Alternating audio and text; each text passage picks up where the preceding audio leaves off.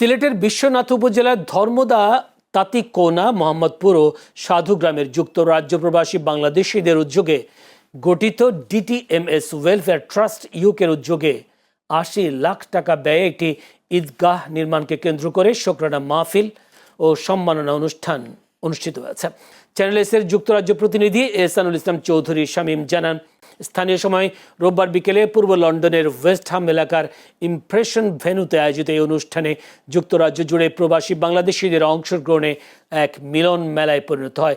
সংগঠনের সভাপতি মোহাম্মদ আব্দুল হাইয়ের সভাপতিত্বে অনুষ্ঠানে স্থানীয় সরকার প্রতিনিধি, সাংবাদিক ও কমিউনিটি নেতৃবৃন্দ উপস্থিত ছিলেন। বক্তারা প্রবাসীদের অর্থায়নে এলাকার ধর্মীয় ও সামাজিক অবকাঠামো উন্নয়নের উদ্যোগকে প্রশংসা করেন।